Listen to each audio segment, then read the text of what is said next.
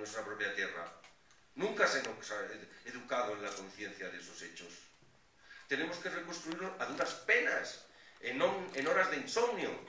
Yo soy un cantante exmoderno y tengo que convertirme en investigador en horas nocturnas para averiguar la verdad de los misterios que me afectan por dentro en relación con las canciones del siglo XX, carajo, perdonad que me...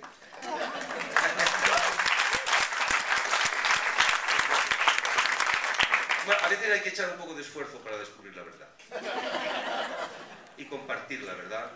Y para mí me hace una grandísima ilusión compartir estas pequeñas revelaciones, establecer con vosotros una intriga rítmica que tiene que perdurar.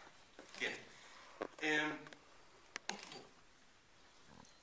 Decíamos, en las letras del siglo de oro español hay un reflejo notorio de estos hechos. Y sin embargo en las escuelas no se enseñan. Y sin embargo incluso los letrados, la gente aficionada a leer a Cervantes, a Góngora, a Lope de Vega, pasa por esas lecturas y no se da cuenta de que está viendo un protagonista negro. Hasta que los sociólogos y los historiadores no lo subrayan y dicen, oiga, ¿no se da cuenta de lo que dice ahí? ¿Por qué no reinterpretamos algunas cosas? Y es absolutamente necesario interpretarlas. Decía hace un momento que en la sociedad española de la época es un momento históricamente muy interesante. También animo a los jóvenes investigadores a que le echen un vistazo en alguno. La sociedad española del siglo de oro, el momento del imperio de los Austrias, de ahí derivan muchos de los males que luego habéis heredado. Lo siento. No ha sido culpa mía. En la sociedad española, esquemáticamente, se está produciendo, desde el punto de vista sociológico, dos movimientos muy importantes, de los que trata de hacerse eco este libro. Las clases altas, la aristocracia española, por afán de riquezas inmensas, recién puestas a disposición de sus familias, conforme se van reconquistando territorios ricos y bien regados a los musulmanes, mientras en teoría desarrollan un concepto estricto y riguroso de la confesión católica, una exaltación espectacular de la fe, que en definitiva muchas veces se queda en el espectáculo y nada más. Al mismo tiempo se acostumbran a enriquecerse por los medios menos honestos.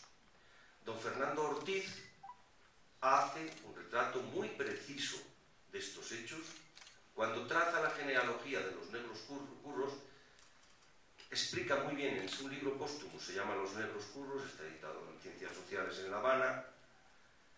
Cuando hace ese trazado explica muy bien que las costumbres de la AMPA española tienen que ver con un criterio de la hidalguía, una soberbia, una arrogancia mezclada con la mayor incultura. Estoy hablando bien de mi país.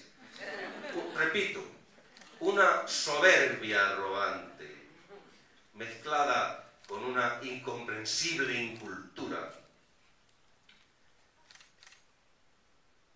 que se acostumbra a utilizar a los agentes del AMPA como medios para obtener sus fines, ya sean legítimos o ilegítimos, porque el poder puede, ya lo hemos dicho. Y eso se transforma en una ética, es decir, en un modo de comportamiento de las clases dirigentes en España, de la que hoy todavía no se han librado. No nos hemos librado.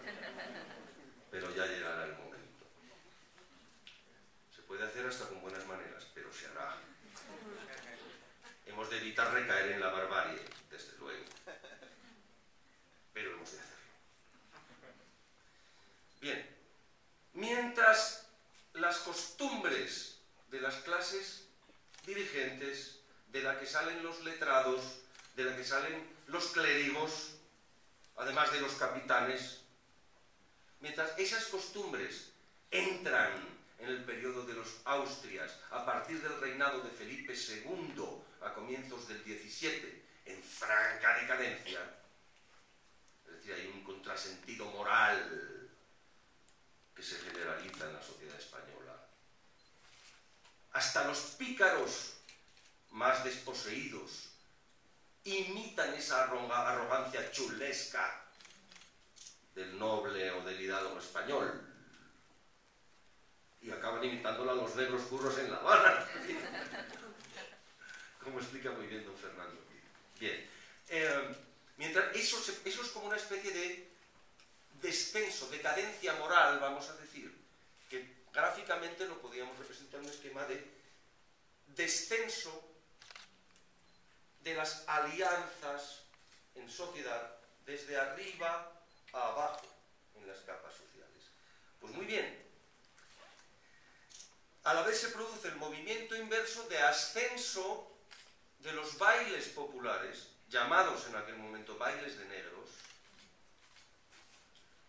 desde las capas sociales, desde los medios de Lampa, donde los negros cohabitan con asesinos y ladrones de la cristiandad, que trabajan a menudo para los nobles, como decíamos antes, y donde también se integran los gitanos a partir del siglo XV, es decir, un medio acostumbrado a las aportaciones étnicas, donde confluyen restos del pozo que habían dejado judíos y moros, pese a las expulsiones de los judíos y de los moriscos. También coincide prácticamente con el año de la caída de Granada y del descubrimiento de América la expulsión que los reyes católicos decretan de los judíos de España. Expulsión que lo primero que hace es destruir el tejido económico de la península, porque ellos eran los mercaderes y los mediadores en todos los negocios. España se suicida económicamente allí, para empezar, y todavía estamos. Los hechos son así. Bien. Además, los judíos eran excelentes mediadores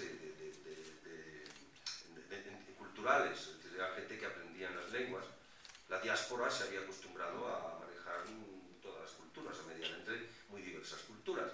Y entonces pues eran excelentes traductores del árabe a la lengua romance, al latín primero, luego al romance, del romance al árabe también. Y ellos contribuyeron enormemente a la difusión de esas cancioncillas de las que hablábamos antes, que se hicieron tan populares en Al-Ándalus. En esas cancioncillas, por cierto, aparece la primera muestra de romance escrito, del castellano escrito. La primera muestra de castellano escrito aparece en lo que se llaman las harjas. Harja, que significa salida, que es la coplilla final de unos poemas amorosos cultos, que son los que alababan los musulmanes de Oriente, llamados moaxajas. Largaré unas cuantas palabras raras, pero para que os vayan sonando. Esas moaxajas acababan en una harja.